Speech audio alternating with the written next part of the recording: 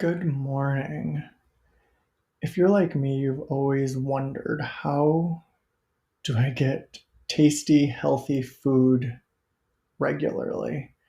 And one simple way to do that is to go back to the way our parents, grandparents, great grandparents used to do things, and that is to grow your own food. It's got a cute little term now called homesteading, and it's a bit of the rage now. And it's for a reason. People are realizing that the food we are eating is not of the quality we deserve. Big food has pumped all sorts of chemicals and artificial ingredients into things we eat, and it's making us have chronic disease and be unhealthy, and people are sick of it, and we're trying to find ways to combat it. And one is to grow your own food.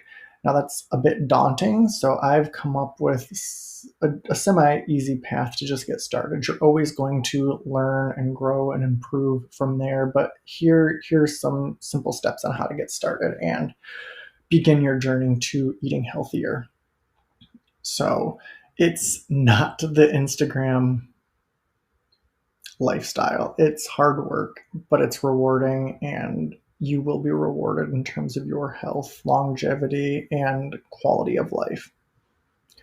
So we want to try and get to be as self-sufficient as possible. That doesn't mean growing everything. That's pretty difficult, especially in the first couple of years, but it's to grow something. Pick something that you're going to eat: lettuce, carrots, potatoes, garlic. Pick something you're going to use that's relatively easy and start there. You're going to fail. Crops are going to die. It's going to be a learning process. We're here to help. Check out my resources and stuff, but it's still going to happen. It's a learning experience. You have to learn your property, your beds, and all of that before you're really going to be an expert.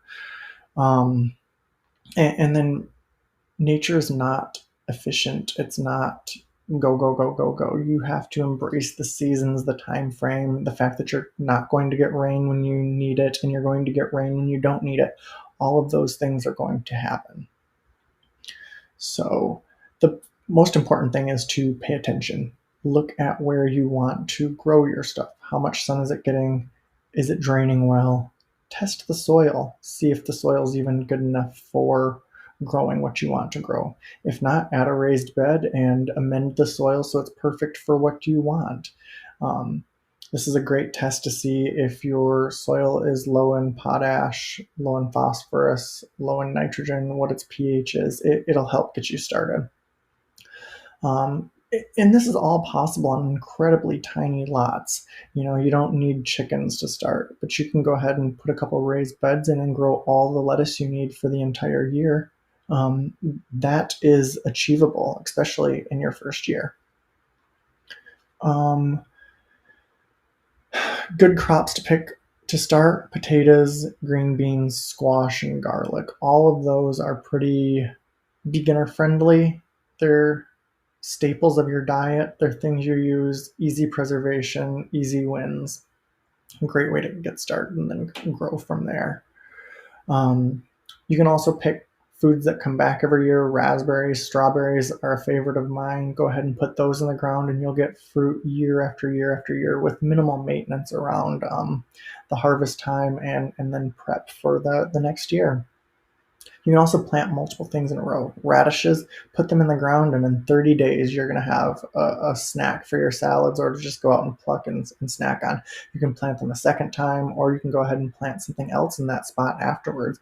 I like planting beans or something like that in the spot after the radishes, just because it's a later crop and you can get two things out of that same area. Chickens are another thing that you can add to your homestead. This, you've got to check your HOA laws a little bit better. You can run into some zoning issues, but if not, it's a great way to get eggs for your family, and they're so much more nutritious. If you've got a space where you can let them free range, they can control ticks and bugs and grubs and slugs and all sorts of stuff that are damaging to you and your garden, and you're getting a benefit of the chicken killing them and feeding your chicken, and then you get eggs out of it. So that's another great way to add some livestock to your homestead. Those do come with a bit more cost and responsibilities. Chickens need fed every day, whether you're there or not. You can't just put a timer on and water it like you can your garden. So some ideas for first projects are a raised bed, a little shelter for your chickens, a shed for your tools, and finally, this is really a lifestyle adjustment. It's not just eating healthier and getting out from big food's thumb. It's also about a different lifestyle, a slower lifestyle, intentional work, working with the land, grounding yourself with the seasons and work that matters. Those are all things we're pushing here and all things that homesteading brings you. So those are all added benefits if you consider them a benefit. If you're lazy, it's not for you. Just, swipe to the next video. Some an action plan to actually get started. So, we're already in the summer, so it's a little bit late to get started with a small garden, but you can still begin composting. Get your first compost bin, and you can start building your chicken coop. You can get chicks next spring. Um, right now we're gardening, we're harvesting. Our raspberries are on, our lettuce is on. We're not quite at the green bean stage where we'll start preserving those and tomatoes, but we're in the heat of that season. In the fall, you're storing your crops. You can plant kale and garlic in the fall. So if you're a little behind, start building those raised beds now, and you can plant garlic for a summer harvest next year, and you can plant some kale to feed you leafy greens all winter long. And then in the winter, that's when we're learning and making a plan for what comes next year. So get started. It's truly worth it.